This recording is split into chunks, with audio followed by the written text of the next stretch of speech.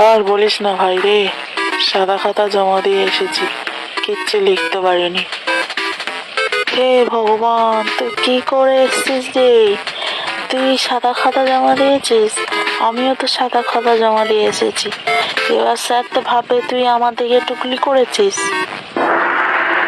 ভাগ চলা এখান থেকে, মাথা মতো একটা। এই দিন তোর বাবা তোকে ধরে গেলায়। যা বাবা, কি বললাম রে? তুই এত রেগে যাচ্ছিস কেন? ওকে চল, যাওয়া হয়ে গেছে, চল ক্যান্টিন থেকে কিছু খেয়ে আসি। হ্যাঁ ভাই চল, খুব খিদে পেয়েছে। কতক্ষণ ধরে পরীক্ষা দিলাম বল? হ্যাঁ, যা পরীক্ষা হলো সে আর বলতে। আপনার নামটা বলুন। আমার নাম হলো সৌরভ, সৌরভ দাস। ঠিক আছে, ওখানে গিয়ে বসুন। ডাক্তারবাবু এলে আপনার নাম ধরে ডাকা হবে। আচ্ছা ঠিক আছে।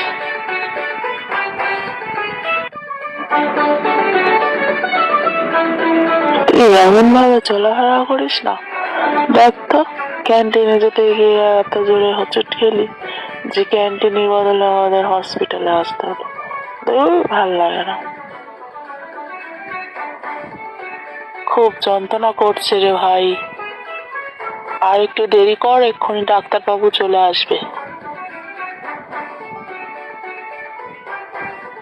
চল, আমাদের ডাকছে মনে হচ্ছে, চল ডাক্তারবাবু এসে গেছে। কি হয়েছে তোমার? ডাক্তারবাবু, খুব জোরে পড়ে গেছি আমি, আমার পায়ে প্রচন্ড যন্ত্রণা হচ্ছে। ও আচ্ছা ঠিক আছে, বেডে গিয়ে শো, আমি একটু দেখবো। আচ্ছা ডাক্তারবাবু। কি হয়েছে তোমার? তো দেখলাম তোমার পায়ে ভালোই চোট লেগেছে, তোমার ব্যান্ডেজ করতে হবে, বুঝলে তো? ডাক্তারবাবু, আমার দুটো পায়ে ব্যান্ডেজ করে দিন। কেন? সামনেই আমার পরীক্ষার রেজাল্ট, আর আমার পরীক্ষা যা হয়েছে তার বলার মতো না। বাবা এমনিতেই আর একটা ঠ্যাং ভেঙে দেবে স্যার, তাই আগে থেকেই দুটো পায়ে ব্যান্ডেজ করে দিন। তুমি দেখছি খুব দুষ্টু ছেলে। তা তোমার পায়ে ব্যান্ডেজ করে দিচ্ছি, তুমি বাড়ি যাও। এই দাঁড়া, কোথায় যাচ্ছিস এইদিকে তুই? তোর পায়ে আবার কি হলো? ব্যান্ডেজ কেন? তোকে নিয়ে আর পারি না। পড়াশোনার বেলা নেই, সারাদিন টুই টুই করে ঘুরিস তুই।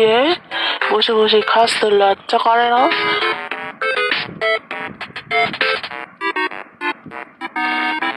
যা ঘরে গিয়ে পড়তে বস।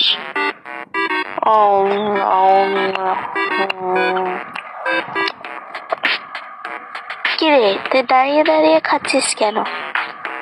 তা কি করবো বলো মা, বাবা সব সময় আমার খোঁটা দেয় যে আমি শুধু নাকি বসে বসে খাই, তাই আজকে দাঁড়িয়ে দাঁড়িয়ে খাচ্ছি।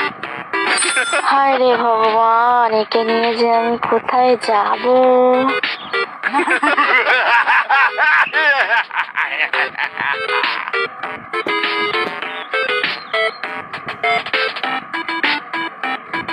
যা বসে বসে খেয়ে